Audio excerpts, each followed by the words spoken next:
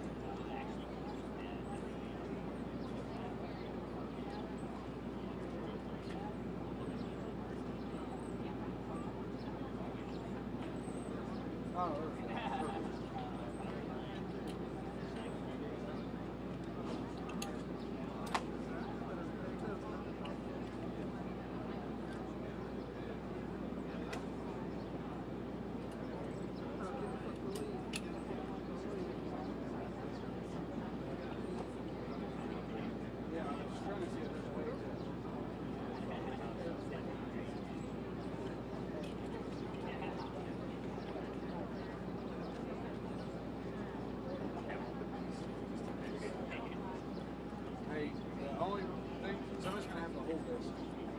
They will. Yeah. Because the wind will blow. It's already blowing it over. Oh, easy. Hey, when do we turn it on?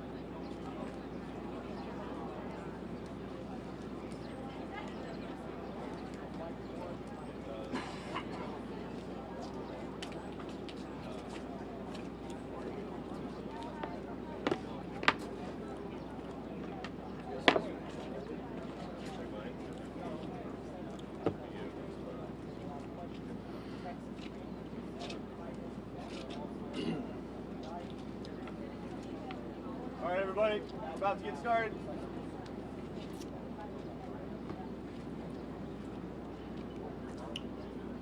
Good morning. Thank you for being here today. My name is Stephen McCraw, Director of Texas Department of Public Safety. On Tuesday, the District Attorney for the 38th Judicial District, Christina Mitchell, requested that the Texas Rangers under the Department of Public Safety assume lead responsibility of this horrific murder of 19 innocent child and 2 adults. Our goal today is to provide the parents, the community of Uvalde, the public, as much information as we can on where we are on the investigation. We're here to report the facts as we know them now, not to defend what was done or to criticize what was done or the actions taken. I'll begin first and foremost with the timeline as we know it. The second timeline I'll discuss is the 911 timeline. Then we'll talk about the relevant social or digital media footprint of the subject. Then we'll also have plenty of time for questions at that point.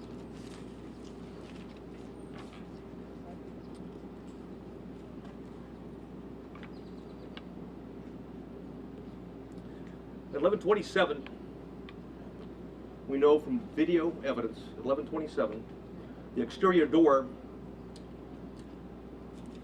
suspected of where we knew the shooter entered, Ramos, was propped open by a teacher.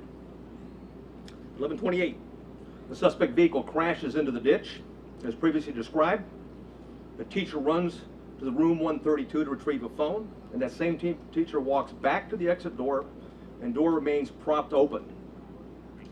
There were 2 males, as reported by Regional Director Escalon yesterday. There were 2 males at a funeral home that when they heard the crash, they went to the crash scene. When they arrived at the crash scene, before they got there, they saw a man with a gun exit the passenger side with a backpack, and they immediately began running. Ramos began shooting at him. Did not hit him.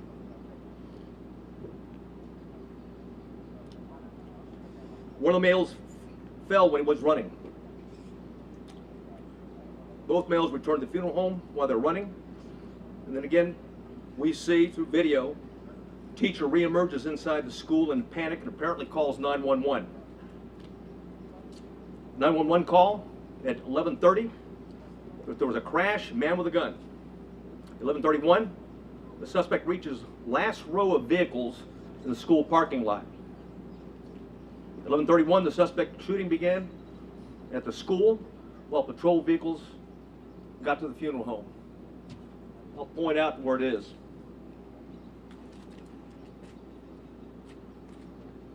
Crashed vehicles over here. Suspect was hiding behind a vehicle, started walking down, shooting into the classroom. There was discussion early on that an ISD, consolidated ISD for Uvalde, had officer, was a resource officer and had confronted the suspect. That did not happen, as R.D. Escalone talked about yesterday. It was certainly stated in preliminary interviews, but often these preliminary interviews and a cursory walkthrough doesn't reveal the type of information, and certainly, police officers, like anyone else, under stress, sometimes witnesses get it wrong.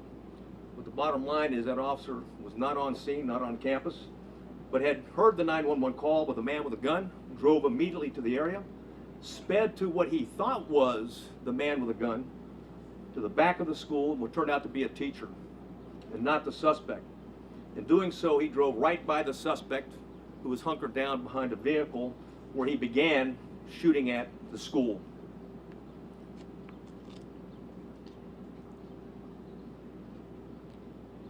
(11:31), the suspect shooting in between the vehicle is when it began, while patrol vehicle gets to the funeral home. Multiple shots are fired outside the school at 11:31. Patrol car accelerates into the parking lot, drives by the shooter. That's exactly what I was talking about. It was the ISD officer at that time. He passes, then leaves the camera view. There's multiple shots fired at the school at 11:32, at 11:32:27, at 11:32:36. At 11:33 is when the suspect entered the school at the door that I'm pointing to now. At 11:33, the suspect begins shooting into room 111 or 112. It's not possible to determine from the video angle that we have at this point in time. We do know this, that he shot more than 100 rounds based on the audio evidence at that time, at least 100 rounds. He entered at 11:33, or 11:33, he started shooting in the classrooms, 111 and 112. At 11:35, 3 police officers entered the same door as the suspect entered. All 3 of those police officers worked for the Uvalde Police Department. They were later followed by another 4, a team of Uvalde police officers, 3, and also a county deputy sheriff. So a total of 7 officers were on the scene. The 3 initial police officers that arrived went directly to the door, and 2 received grazing wounds at that time from the suspect, while the door was closed.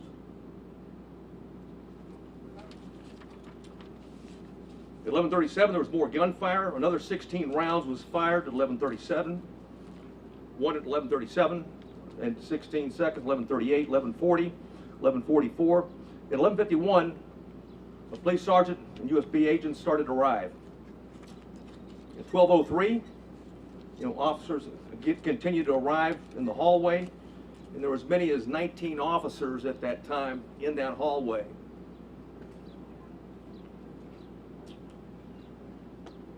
At 12:15, we know that BORTAC members arrived. Not the entire BORTAC, but members of BORTAC, along with Shields. At 12:21, the suspect fired again, was believed to be at the door.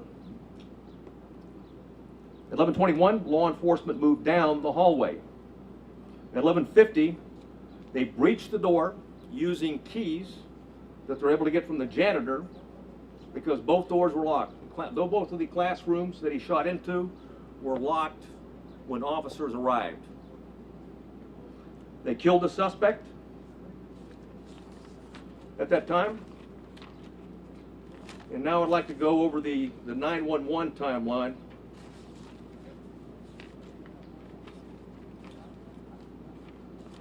Which I'll warn you is not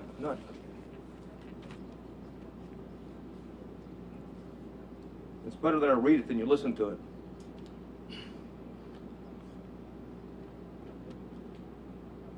caller identified, I'll not say her name, but she was in room 112, called 911 at 12:03. The duration of the call was 1 minute and 23 seconds. She identified herself and whispered she's in room 112.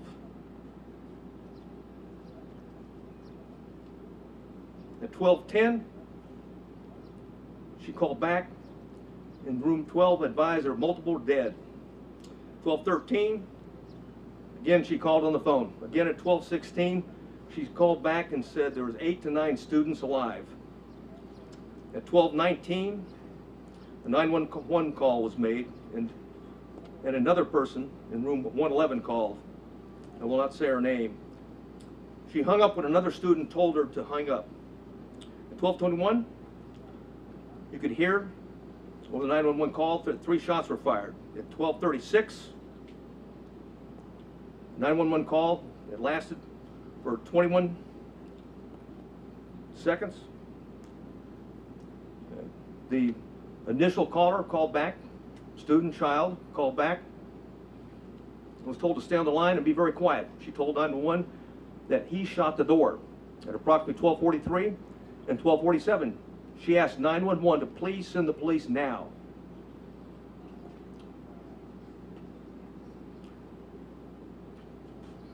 At 12:46, she said that she could hear the police next door.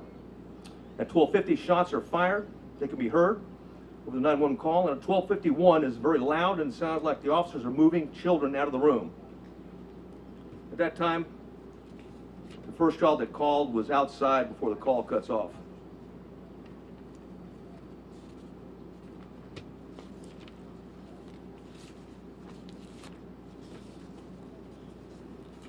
Additional information that we have is that there are 58 total magazines at the school related to the crime scene. 11 of those magazines were inside the school. 3 were on the suspect's body. 2 in room 112, 6 inside room 111. 5 were on the ground, 1 was in the rifle. There were 32 magazines outside the school, but on school property. 1 just outside the school building and 31 in the suspect's backpack that he did not take into the classrooms with him. There was 15 magazines at the crash site. There were 2 magazines at the suspect's residence for a total of 60 magazines.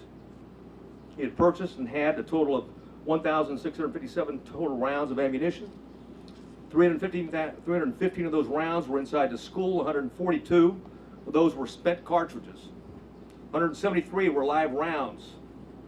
922 were outside of the school, but on school property. 22 of those were spent cartridges. 900 were live rounds. 422 were at the crash site. 22 were spent cartridges. 420 of those were live rounds. There's 35 spent law enforcement cartridges total in the school. 8 of those were in the hallway. 27 were inside the classroom. 111 where the suspect was killed.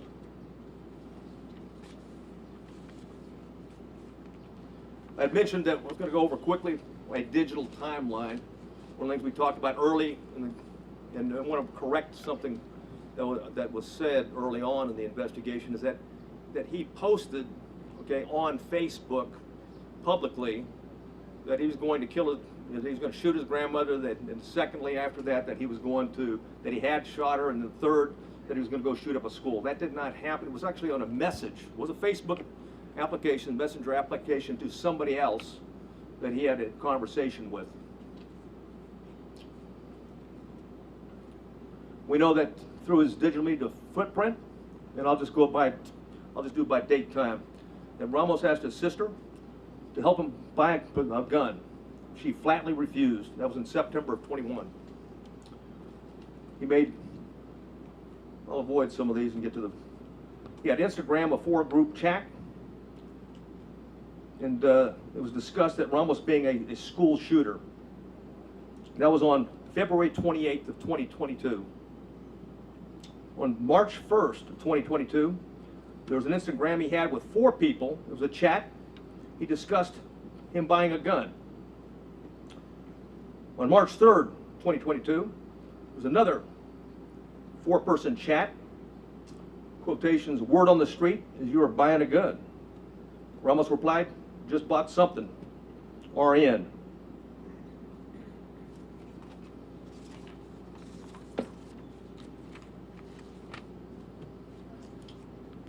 on March 14th, and there's an Instagram posting by the subject, in quotations, 10 more days. A user replied, "Are you going to shoot up school or something?" The subject replied, "No, and stop asking dumb questions and you'll see."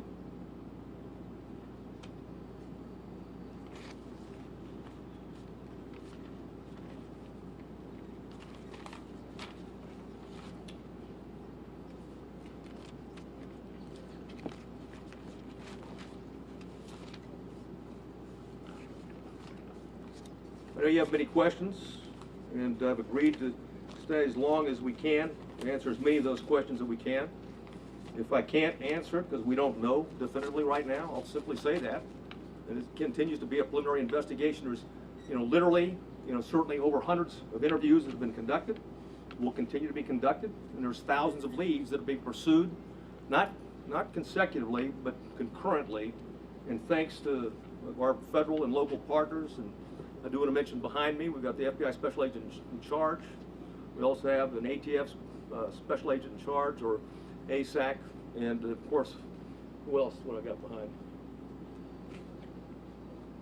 Okay, with Texas Rangers, if there's any specifics that I haven't covered that I might need their particular support on. I do want to cover one thing quickly, though, before I go to questions, and that's some of the questions that we have already received.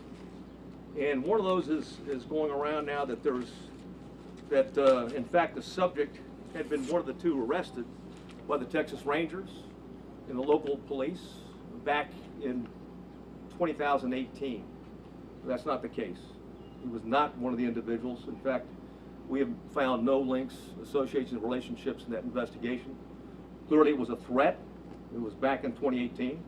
The two juveniles were charged with attempted or conspiracy to commit capital murder. There's no question that we thought, and we had evidence, and certainly the district attorney agreed, that these juveniles, one 13, one 14 years old, was a threat to Uvalde.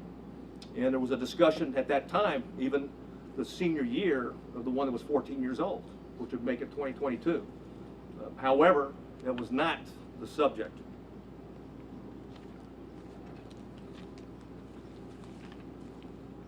Questions?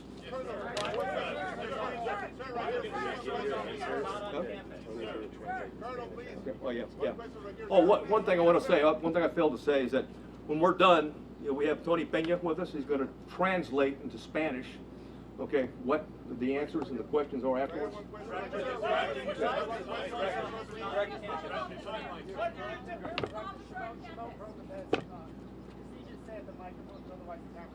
Thank you for doing this, and I do hope you stay here and take as many questions as possible. You say there were 19 officers gathered in the hallway or somewhere. What efforts were made to try and break through that door? You say it was locked.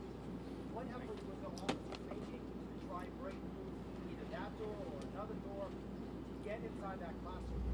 None at that time. Why? The on-scene commander at the time believed that it had transitioned from an active shooter to a barricaded subject.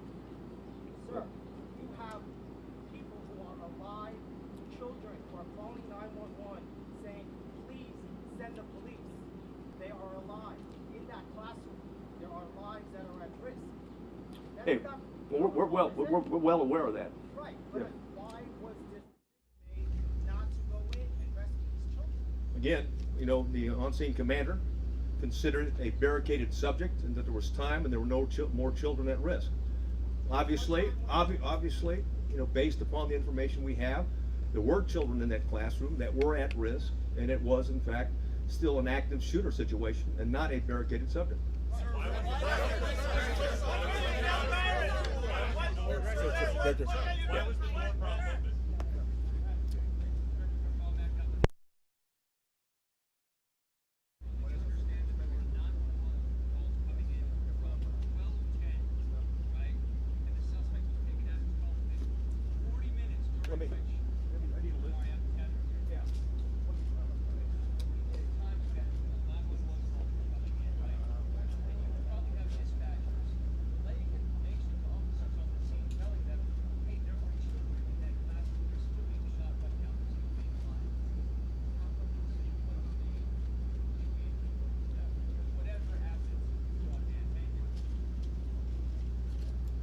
question simply is this: it was a 40-minute gap, and if the 911 operators were aware that children were alive in that classroom, why weren't officers notified of that? And if that's the case, why didn't they take action?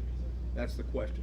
And again, I'll go back to the answer for right now, is that it was considered, okay, the decision was made on the scene. I wasn't there, but at the same point in time, you know, a decision was made that this was a barricaded situation. There was time to retrieve the keys and wait for a tactical team with the equipment to go ahead and breach the door and take on the subject at that point. That was the decision, that was the thought process at that particular point in time.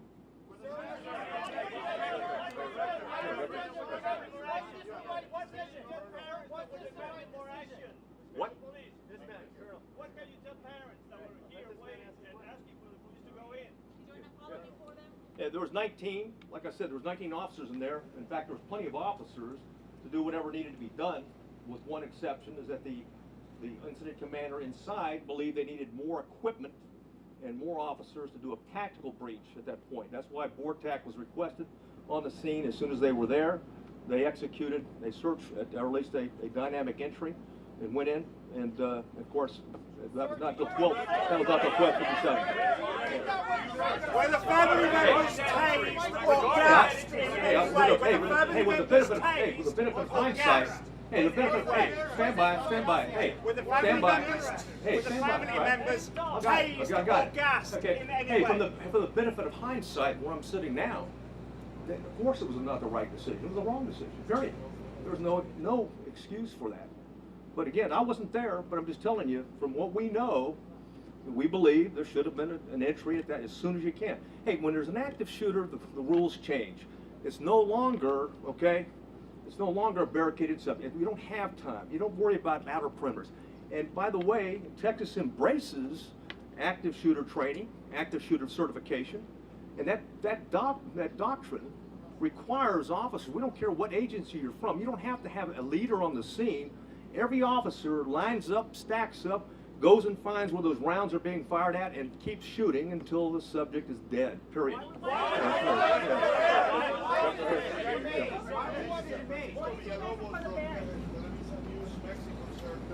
Obviously, countries south of the border, it's very difficult to understand how the most powerful nation in the world, the citizens have access to so high-end weapons, and this is happening over and over and over again. We now get to children. I don't mean to one day kind of quarterback you guys, but questions, please. I mean, if this was happening again, in the communities of Texas, and second, how did a 18-year-old kid that works at Wendy's wait to buy a $5,000 weapon? Well, answer the last, he used a debit card first, but to your point, it's very expensive, and a debit card is not a credit card. It means he had money in the bank. So why and how is being looked at right now, and I'll tell you this, thousands of more leads are being looked at right now because we haven't answered all the questions. We haven't gotten into the why. Okay, we know the individual was also into cyber gaming in that regard, and group gaming in that regard. So we've got a lot of questions are out there, and we're seeking answers. But we've got an obligation. We'll continue to update you when we find something out. Hey, The woman in the yes. The first one is he said that Border Patrol had a special team on site and that the local police did not allow them to go into the building. Can you elaborate why? The Border Patrol agents, the BORTAC agents that were in the building, did line up. They're part of the 19 that I talked about, and the entry team, ultimately the entry team that went in. But I can tell you that they were told, just as any other officer was told, and others, even command staff that came on board, is that the incident commander at the time believed that that in fact it was a barricaded subject, that we had time, there was no kids at risk. He was the incident commander. Which agency? Talked about having chats and group chats and talking to people. Why wasn't he on the next radar? Nobody. I wish he was. I wish he was, because then there's no question. And I'll say this right now: every time we have one of these, there's copycats. Okay, and we need the public, just like we did back in 2018. There was a public, okay, that came forward that we got 2 people that are about to shoot up a school or planned to shoot a school. it's imperative on the public when you get something, just because the guy sounds like he's a nut, he may be a nut. But just because it sounds like, well, impossible to do, he may be intended to do, as I've read the timeline based upon the chats that he had. So we need everyone, when we have a threat to life like that, to take it seriously and report it, because ultimately this is tragic. What do you tell the parents of 19 kids, or the families of two teachers? Yeah. Hey, yes, sir. Yes, sir.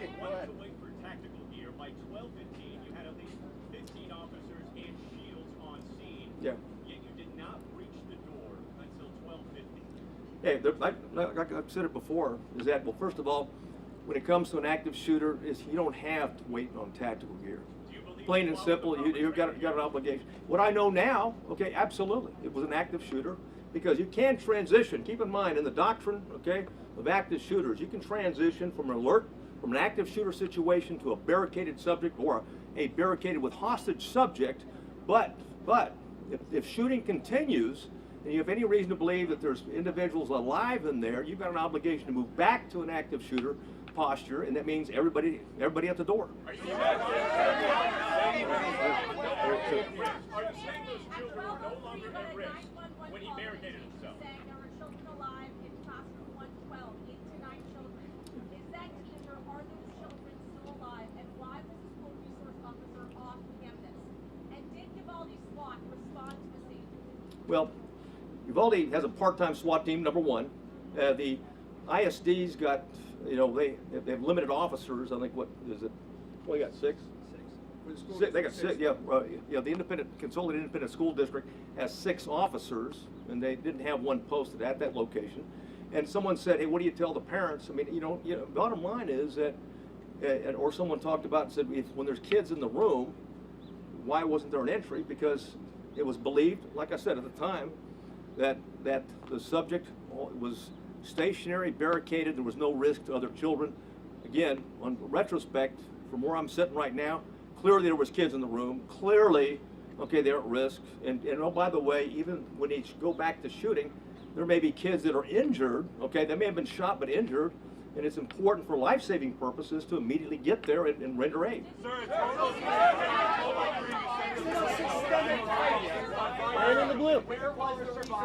was the resource officer? Why was he not on campus? He was not on campus. Why? Well, again, we'll have all those answers down the road. Okay. Sir, did those children survive? Lady in the board. Hi, this is Univision Network. Thank you for doing this. Also, the community is expanding. Going to this undocumented is then the world can apologize to all those parents who are outside screaming, trying to get in. It was obvious that it was not under control. Their help could have been great. Some parents are able to get their children out of school. Not as a police officer, not as somebody that belongs to the government, but as a parent, as a human being. What do you say to those parents who are about to bury their children? Well, first I want to say that the Consolidated Independent School District officers were there early. There was 4 of them, and they immediately began evacuating the school and did that throughout the process. So keep in mind, so that was going on. What do I say to the parents? I don't have anything to say to the parents other than what had happened. We're not here to defend what happened. We're here to report the facts so they have the facts. Were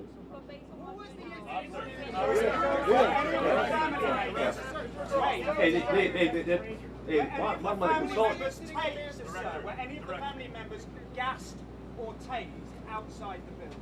I'm sorry? I don't have any information on that. Well, one second though.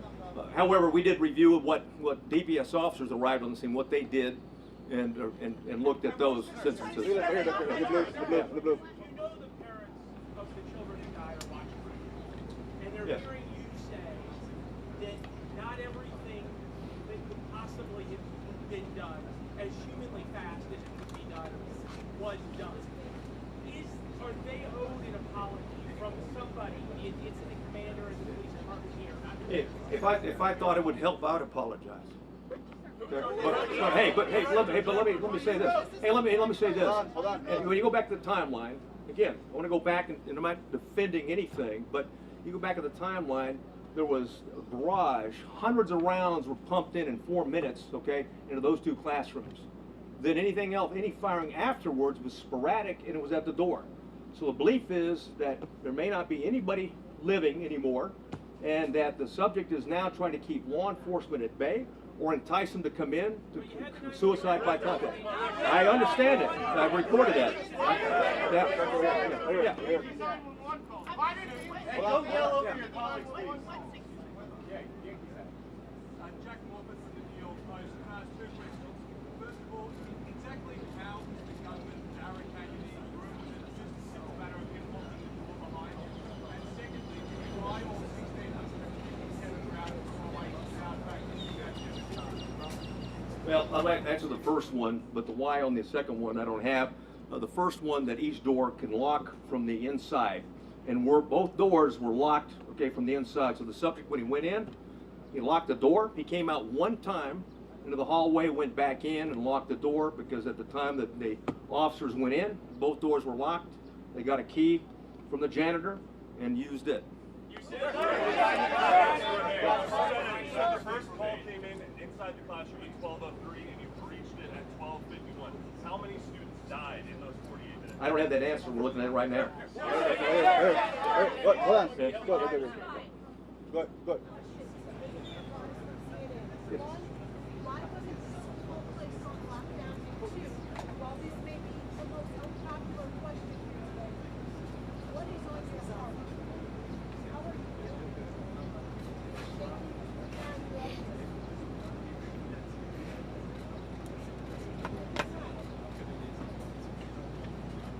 Yeah, thanks a lot.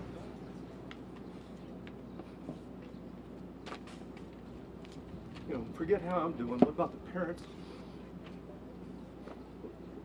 of those children? You forget about me, or officers and stuff like that. We take an oath to uphold the law and protect people. And anytime something tragic like that, we want to know why it happened and if we can do better next time, is the bottom line. And call it like it is. It is tragic. Quite frankly, I mean, there shouldn't be anybody. You know, ideally, we've been able to identify this guy as a suspect and address it before he even thought about attacking, on the 24th. Green. Go ahead. Over here. There's a lot of ammunition, a lot of rounds. Are there other people that you're looking at to arrest? That aided them. And we're looking at other people. Absolutely. Anybody who's been in contact, we're looking at anything. And links to associations, people that may have known something, and will continue, and may have been involved in some chat room gaming along with them. So there's nobody that we're not going to talk to and look at. And it's certain, I can assure you that the district attorney is very proactive and very concerned about this, and that if any evidence that we bring to her that someone was an accomplice or an enabler or didn't do what they should have done, if it's in violation of the law and it meets the probable cause standards, I have no doubt that she'll take care of business just like she did back in 2018 when we had 2 juveniles plot a capital murder at the school. We're doing funny right there. You had 911 calls at 12:10, 12:13, Yes. 12:16. The shooter wasn't killed until 12:50. Did any of those 911 callers survive? Yes. I can't tell you that with certainty, but more than one survived. How many children got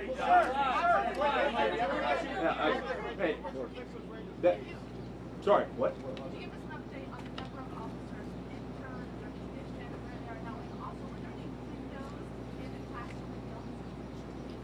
Yes, the windows I'll go backwards, right over here. I'll move over here. Something shot into these windows right here as he's approaching the door.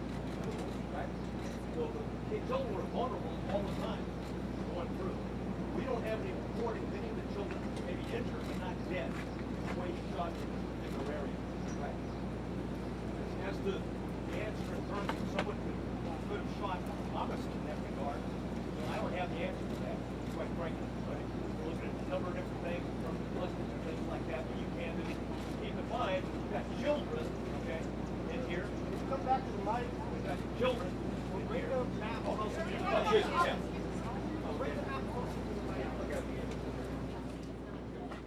Right. And we're looking at this from a tactical standpoint and everything in terms of looking backwards, okay? And certainly one of the things is, what was the access at 111 and 112 in that regard? And also, you know, there's other access points as well. Right there. Hold on. Let me say one thing.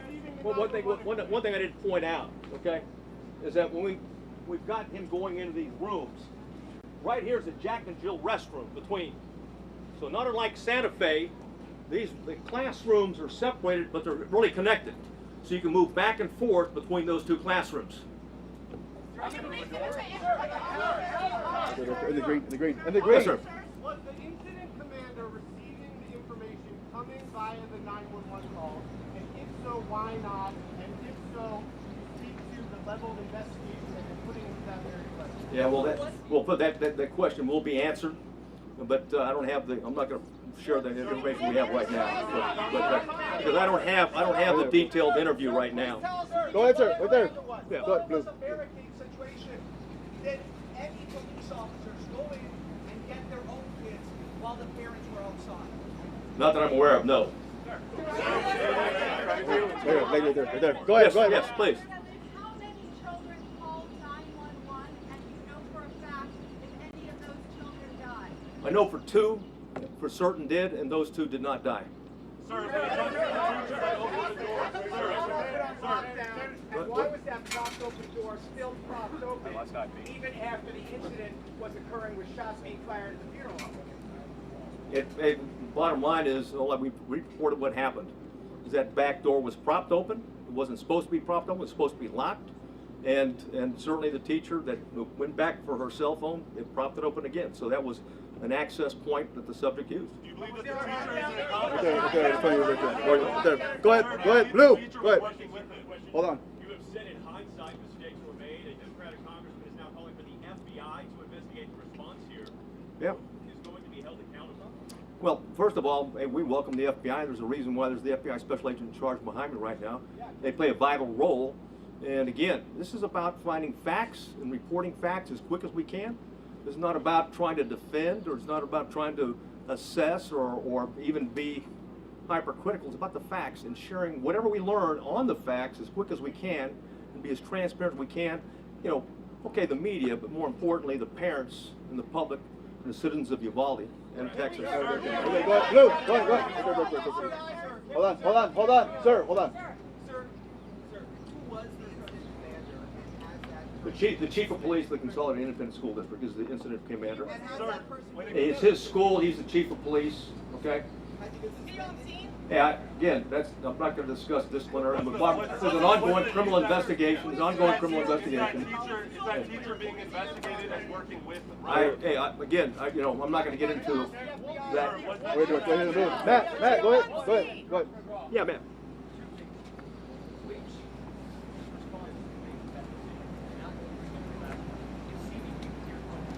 The chief of police of Consolidated Independent School District, he was convinced, and again, I'm going to go back and say, he was convinced at the time that there was no more threat to the children, and that the subject was barricaded, and that they had time to organize with the proper equipment to go in. The subject already had hit, 3 officers, and hit 2 officers, and I didn't answer the final question. A border patrol agent was grazed as well, but no police officer was seriously injured. Right there. During that time, were the officers hearing shots fired inside that classroom during that time? Yes. Yes, they did. He shot, and I went through the timeline before, where he continued to shoot, and periodically, sporadically. So while they're waiting outside for the proper equipment, they're still The last, I think I already gave you the timeline, and I'm sure I went through it, but the last time that the shot right before the entry, okay, was he shot at 12:21. So At the officers or at the children? no, not at the children. I'll tell you what, we don't know yet. We believe it was at the door, is what he fired at. Right here. Go ahead. Right there. Yes. Hold on. What kind of equipment did law enforcement have in each specific moment of the response? Hey, well, we know that beginning when the BORTAC agents arrived, they had 3 ballistic shields. Give me the last question. Yeah, what? Last question. The teacher that propped open the door and shook leave to him. Yeah, right here in the booth. Right here in the booth. Right here. Yeah, go ahead. Go ahead. Go ahead. Hold on. Hold on. Hold on.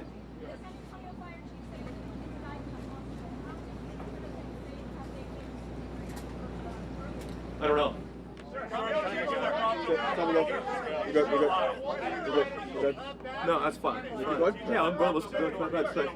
Let's answer the question. Now, what do you think? What do you think you should have done that you didn't? I've already said that. I've already said. First of all, hey, Texas embraces and teaches, okay, the active shooter doctrine. The active shooter doctrine, as long as there's kids and as long as there's someone's firing, you go to the gun, you find them, you neutralize them, period. And there's only, there are some nuances with transition to a barricaded subject, and also transitioning to a hostage situation. And of course, the decision at the scene was that this is still a barricaded subject that did not go back to an active shooter situation. Go ahead. Go ahead. Yeah. Where is the police chief and why isn't he here to take our questions? Well, because I'm here to address the latest timeline and facts that we know. You're certainly welcome to reach out to them. I'd like to ask the FBI a question. I defer to. You want to get the question? Okay, hold on. Hold on. All right, then the FBI is fine. How many children were pulled out? Hold on. Hold on, sir. Hold on. Sir, you've now been on the scene for several days. With 2 things. What exactly is your role in this investigation? And hearing all this, given that the FBI goes through lengthy efforts to study active shooter situations like this, do you think this is something that requires an independent investigation by whether a federal agency, by you guys, or someone else? Thank you for the question. So my name is Oliver Rich. I'm the special agent in charge of the San Antonio division. First, I want to say I understand there are a lot of questions and there's a lot of frustration in the public, and our heart goes out to the families and the victims in this tragedy. I will say our role here remains the same. We are here to assist in this investigation, to provide the support to the community to the best of our ability. We've had 200 people here for over 4 days. We have people working all across the country to support this community and to support this investigation. We are continuing in that vein. We have victim specialists here working with people in the community, and we will continue to do that. If the facts bear out that there is a federal nexus, then the FBI will conduct an appropriate investigation at that time.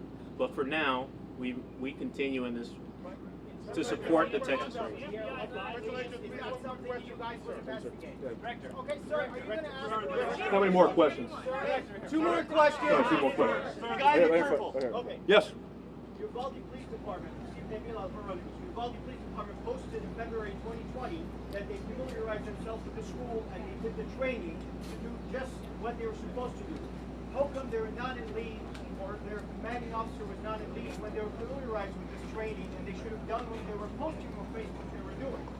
Who dropped the ball? Yeah, I don't have the answer to that question. Right here, last question. Right here, the great. Right here, the great. Yeah. What? President Biden will be here on Sunday. Your thoughts on that? Do you have a message for the president? Yeah, welcome here. Welcome to Texas. This community's been hit hard, and I think it's noble that the president's going to be here to recognize the pain and suffering that this community is going through. And I think that's what leadership is. That's why Governor Abbott's here. That's why Lieutenant Governor, leaders go to where the problem is. And right now, the problem is in Uvalde, Texas.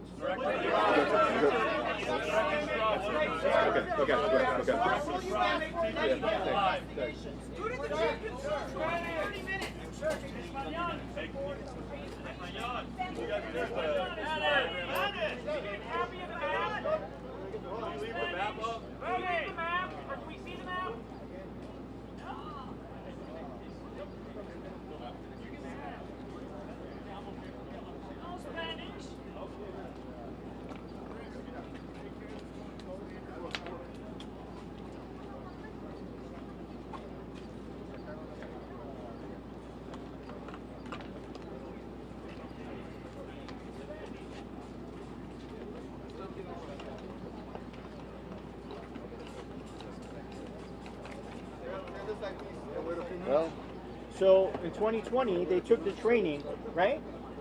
And they were. Mister. Go